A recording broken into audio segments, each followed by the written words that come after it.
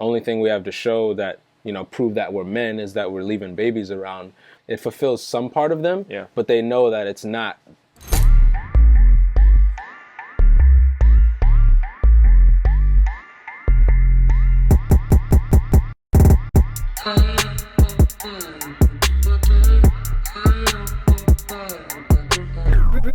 So I think one of your questions was like, when is too young?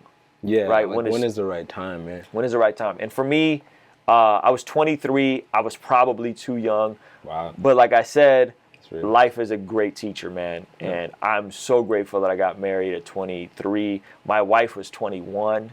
Man. You know what I'm saying? Now, are you saying 23 is too young because of the mental state that you were in, or literally, people say your hormones and like the way that you're not even fully mature until you're 25 as a man? Yeah. So some people, it's like, is it just the way you think? Was it the financial stability that you weren't in?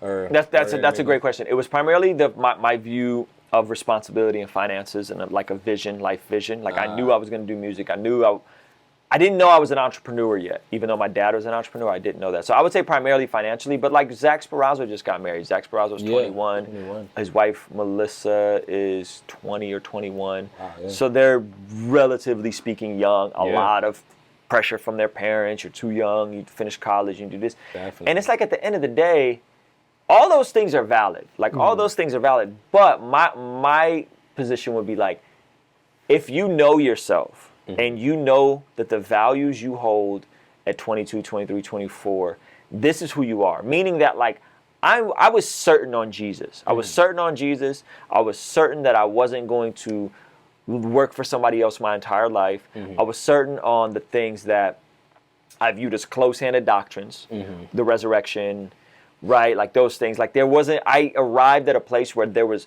the foundational core fabric of who I was as a person was set. The cement was set. Yeah. And I'm flexible on other things, right? And growing in sanctification, all that kind of stuff. But like I wasn't one of those people that was like unsure about my faith or unsure about the idea of monogamy and being married for the rest of my life or unsure about having kids. Like I knew these things, and those are the most important things. Or like, or I'll even go deeper. Those things can't really change. Those things, if you know Jesus, those things shouldn't change. Yeah. If you truly know Jesus, right. They say the three most important things is faith when it comes to marriage, faith, finances, children. How are you going to raise your children? Are they going to get spanked? Are they not going to get spanked?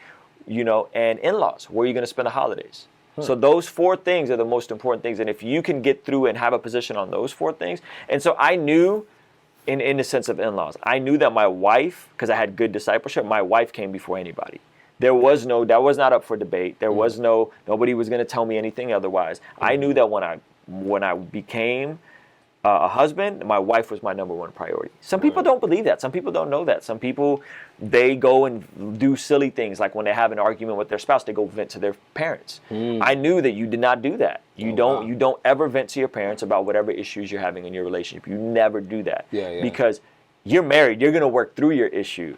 But your parents, now their view of your spouse is going to change. And now that's going to, right? So like I had really good discipleship, and I knew at the end of the day, my wife was first.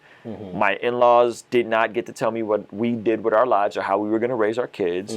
They didn't get to tell us where we lived or how we spent our money. We had healthy boundaries with our in-laws.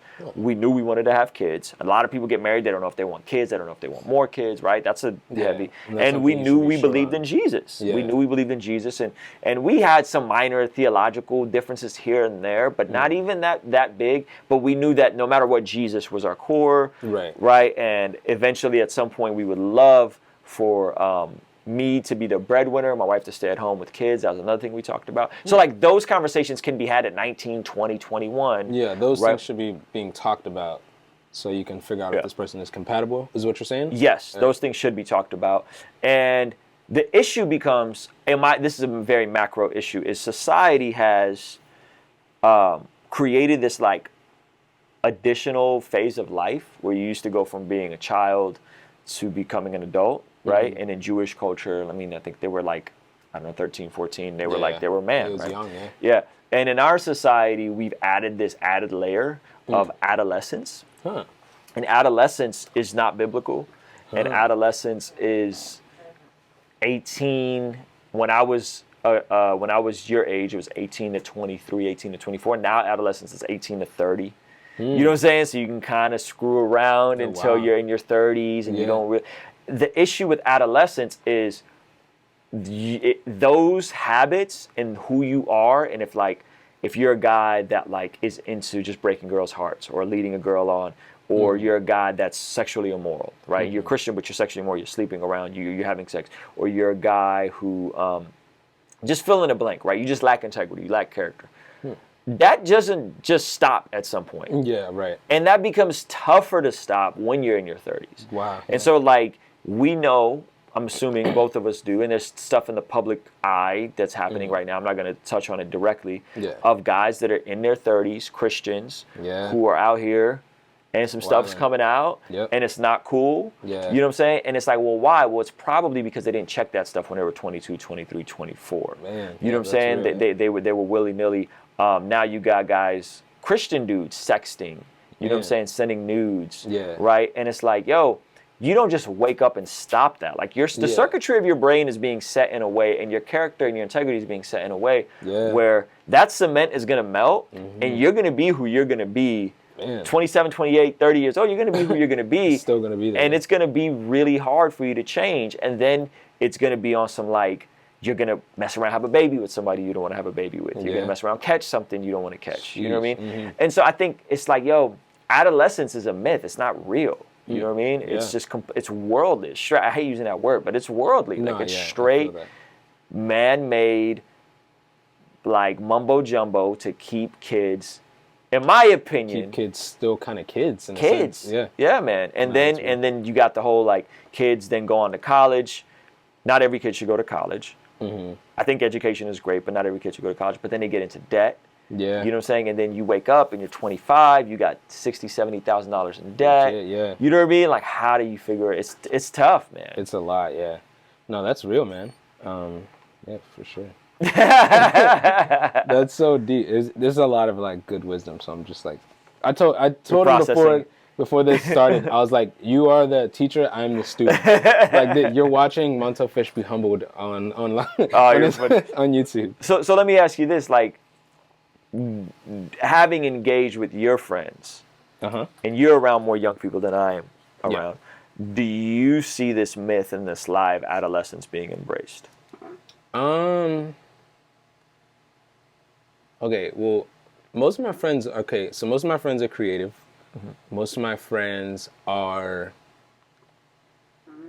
okay in their finances. They're not like balling, most of them. And so, in the way that they perceive marriage, they want to get married between like, you know, now and probably 30. So I do think there's this adolescence thing that's not that we don't have this urgency to be like, let's do it now, because we're creatives and we're like, nah, let's focus on this first maybe. But I think we're all still working towards something. So it's not just a what's the word? It's not just this like free flowing thing where we're just kind of like, we'll see what happens. There might be a little bit of that just because it's just the youthfulness, but I think most of us are like, we're in this age between like where we should be making decisions and going hard on things. So I don't know. I guess you could say there is a little bit of that, but maybe not 100%. Yeah. You feel me? Yeah, and I'm not necessarily speaking to like to young Christian people who love Jesus. I'm speaking more of a macro sense. You know yeah, just in our generation. Oh, for sure. I mean, in young black males, I mean, it's everywhere. And then it's like we just have young black men that like don't really do much. They sit around and just play 2K all day, and they don't really have like a plan or a desire to move forth. And like my pastor said, like he was like, only thing we have to show that, you know, prove that we're men is that we're leaving babies around with a bunch of different things to give us this sense of like, oh, I'm a man, you know, I'm a father, and like it fulfills some part of them, but they know that it's not. They know that there's more, but you know, just having that baby, it kind of can fulfill some type of like, you know, I'm a man or something like that. So that's heavy. But it's definitely like in the people that don't know the Lord, and even just when I was going to high school and going to I did a semester in college. You can definitely just feel that, and in working jobs and stuff, like, you can just feel that it's like the climate of this world and what Satan's doing is trying to keep men boys, and if he can get them to be boys, the girls, well, this could be controversial, but the girls could girls are not going to want the men. They're going to turn to girls. That's controversial, of course, and then it's just like, if men are supposed to be the leader as well, and you get the leader, like, everything else is gonna crumble after that. Yeah. So, whew, dang, that's heavy, bro. That's heavy. You went real deep, man. Bro, I still got that protein shake taste in my mouth. Oh my God. Montell Fish had a protein shake today, guys. Julio, Julio, Julio, Julio, Julio Jones. I'm from Atlanta, you throw me the ball and I score in the zone. They hit me up for a deal like it's something I do on the phone. Just cause it's me in the studio don't mean I do it alone. Julio, Julio, Julio, Julio.